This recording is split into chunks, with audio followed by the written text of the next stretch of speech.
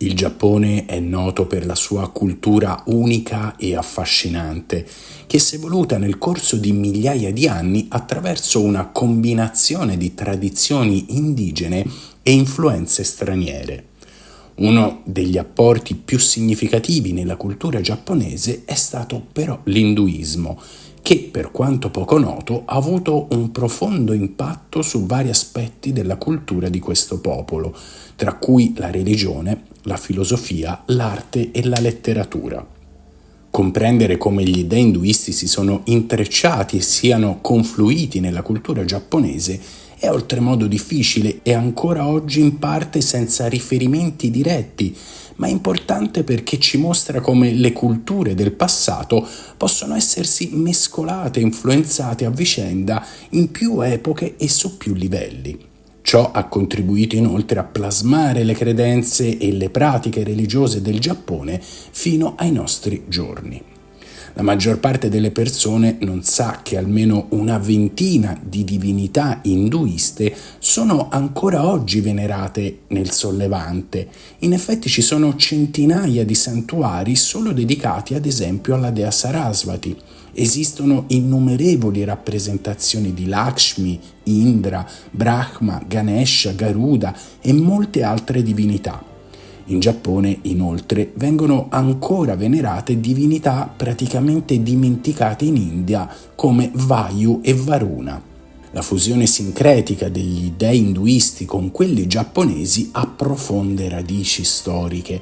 Tutto sarebbe iniziato quando le persone e le idee iniziarono a spostarsi tra i territori, ovvero all'alba delle origini umane, ma in questo frangente deve essere avvenuto almeno 1500 anni fa, se non prima. Dall'inizio dell'era volgare il buddismo viaggiò dall'India al Giappone, portò con sé idee e arte dal subcontinente indiano. Man mano che il buddismo cresceva in Giappone, iniziò ad includere nelle sue preghiere e ritualità le credenze sugli spiriti locali, chiamati kami. Questo mix di credenze creò una nuova serie di pratiche religiose e anche di divinità.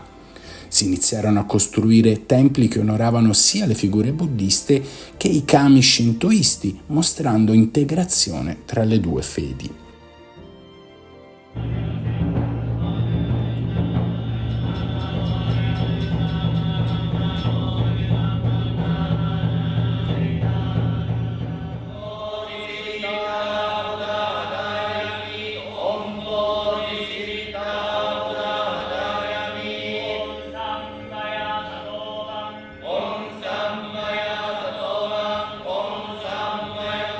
Non ci sono prove storiche che dimostrino che ci sia stato un contatto diretto tra India e Giappone prima dell'introduzione del buddismo nel 552 d.C.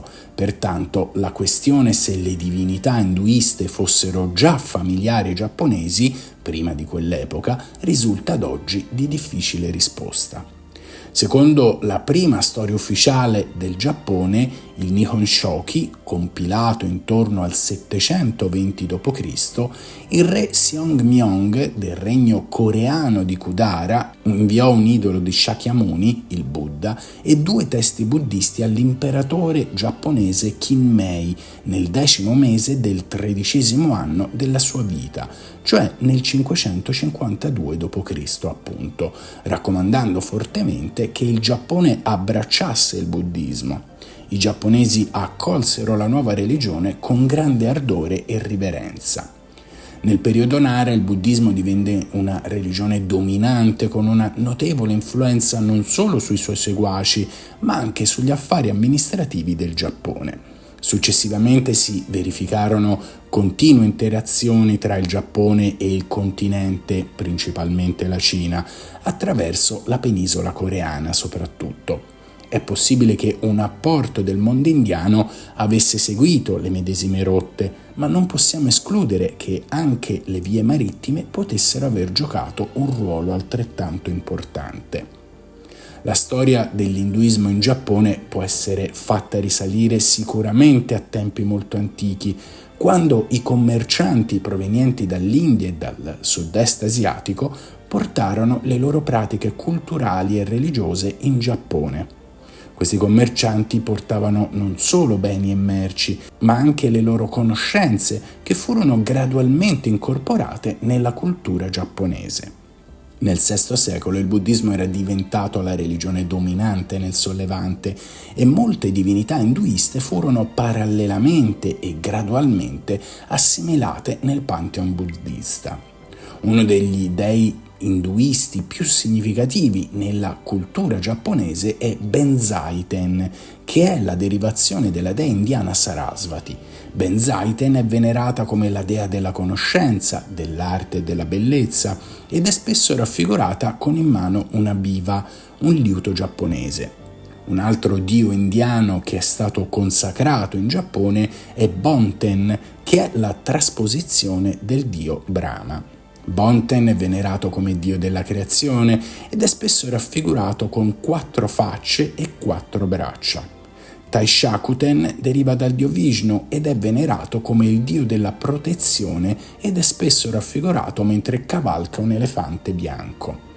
La maggior parte delle preghiere a queste divinità sono in sanscrito ed esistono ancora oggi alcuni templi giapponesi che insegnano il sanscrito ai loro monaci, mentre la scrittura utilizzata è l'antica scrittura Siddha, che era prevalente in India intorno al V secolo d.C.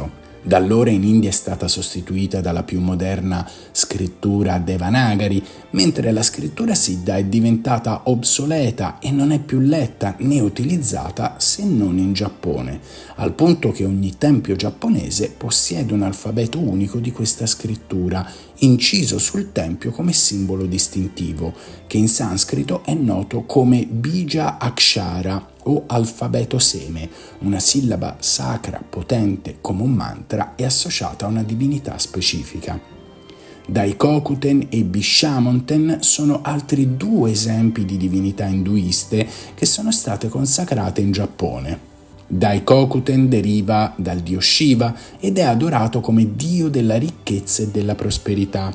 È spesso raffigurato con in mano un maglio d'oro e in piedi su 2 balle di riso. Bishamonten deriva invece dal dio indiano Kubera ed è venerato come dio dei guerrieri e protettore della fede buddista. È spesso raffigurato in mano con una pagoda o una lancia e a cavallo di un leone. Sia Daikokuten che Bishamonten sono venerati nei santuari shintoisti giapponesi e nei templi buddisti. Nello shintoismo Daikokuten è spesso associato al dio dell'agricoltura e si ritiene che porti buoni raccolti e prosperità agli agricoltori. Bishamonten, d'altra parte, è spesso associato al dio della guerra e si ritiene che protegga il paese dalle minacce esterne. La consacrazione di Daikokuten e Bishamonten in Giappone riflette la natura sincretica della religione di questo paese, che combina elementi di shintoismo, buddismo e di altre tradizioni religiose. Gli dei indiani sono stati assimilati a tutti gli effetti nel pantheon delle divinità giapponesi e sono adorati insieme alle loro divinità autoctone. Oggi la consacrazione degli dei indiani in Giappone rimane un aspetto importante della cultura del Sollevante e riflette la lunga storia di scambi culturali di questo paese con altri stati. La fusione degli dei induisti in Giappone riflette la natura sincretica della religione giapponese, che combina, come dicevamo, elementi di shintoismo, buddismo e di altre tradizioni. Molti degli dei indiani furono assimilati nel pantheon buddista e furono adorati in templi buddisti insieme alle divinità giapponesi. Uno tra gli esempi più famosi è il santuario di Enoshima, dedicato a Benzaiten, ovvero Sarasvati.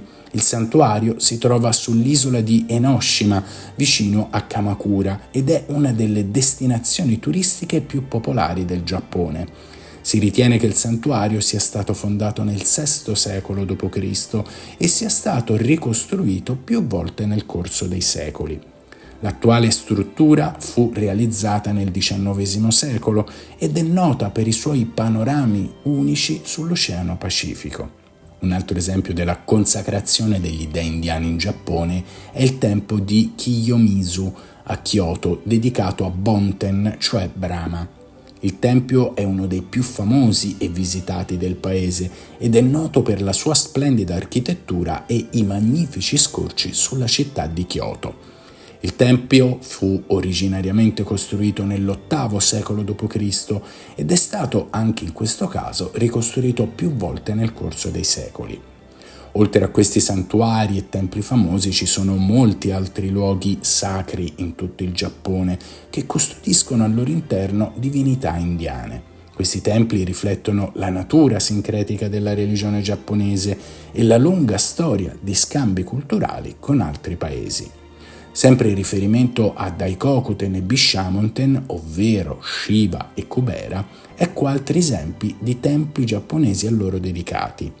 Il santuario di Daikoku, questo santuario si trova a Kanda, Tokyo, ed è dedicato a Daikokuten, il dio della ricchezza e della prosperità. È uno dei santuari più antichi di Tokyo, risalente al periodo Edo. Si ritiene che il santuario sia stato fondato nel VII secolo ed è noto per la sua bellissima architettura e le sue feste tradizionali. Il santuario di Bishamon-do, questo tempio si trova a Kyoto ed è dedicato a Bishamonten, dio dei guerrieri e protettore della fede buddista. Il tempio fu costruito nell'VIII secolo ed è uno dei templi più antichi di Kyoto. È noto per la sua splendida architettura e gli splendidi giardini. Il santuario di Daikoku Tenmangu. Questo santuario si trova a Dazaifu, nella prefettura di Fukuoka, ed è dedicato a Daikokuten, il dio della ricchezza e della prosperità, ovvero Shiva. Il santuario fu fondato nel X secolo ed è uno dei santuari più popolari di Kyushu. È noto per la sua bellissima architettura e le sue feste tradizionali. Il tempio di Bishamonten si trova invece nella prefettura di Wakayama ed è dedicato appunto al dio Bishamonten, dio dei guerrieri e protettore della fede buddista. Il tempio fu costruito nell'VIII secolo ed è uno dei templi più antichi della regione del Kansai. È noto per la sua architettura e anche qua gli splendidi giardini. Questi però sono solo alcuni degli esempi dei santuari e dei templi in Giappone che custodiscono Daikokuten e Bishamonten. Ci sono molti altri luoghi sacri in tutto il territorio giapponese che custodiscono queste divinità, facendoci riflettere sulla natura sincretica di questa religione e sulla lunga storia di scambi culturali del paese con altre realtà. Il buddismo Shingon in Giappone è noto per avere portato gli dei indiani nelle sue cerimonie religiose. Questa tradizione unica mescola le credenze tradizionali induiste con gli insegnamenti buddisti. Divinità come Sarasvati, nota per la saggezza, e Ganesha, invocato per essere colui che rimuove gli ostacoli, sono onorati appunto a Shingon. Sono parte integrante di mandala e sono inclusi in rituali che sono utilizzati per aiutare le persone a crescere spiritualmente. Quando osserviamo da vicino questi rituali, vediamo una profonda combinazione di idee religiose. A Shingon gli dei sono più che semplici simboli, svolgono un ruolo attivo nei rituali. Ciò mostra come le religioni possono cambiare e condividere idee, integrarsi e convivere insieme, almeno in Estremo Oriente. La connessione tra l'Asia meridionale e il Giappone ha contribuito inoltre a plasmare questa miscela di credenze. L'influenza dell'induismo sulla cultura giapponese è evidente in molti aspetti della vita di questo affascinante paese e la ritroviamo nella religione, nella filosofia, nell'arte, nella letteratura. La consacrazione degli dei indiani in Giappone riflette la natura del suo popolo, che combina elementi, come dicevamo, di shintoismo, buddismo e molte altre tradizioni religiose, alcune delle quali ancora da scoprire o conoscere pienamente. Molti degli dei indiani furono assimilati nel pantheon buddista e furono adorati nei templi buddisti insieme alle divinità giapponesi. Tutto questo ci fa comprendere anche come l'India avesse, fin dai suoi tempi più antichi, portato le proprie conoscenze in varie parti dell'Estremo Oriente, ma anche di come, e non finiremo mai di ripeterlo, di quanto poco conosciamo la storia del nostro pianeta e del nostro passato. Solo studiando e ricercando con mente aperta potremmo far ritornare alla luce dei tesori unici che sono non solo ricchezze materiali, ma anche conoscenze e sapienze conservate nel corso dei millenni.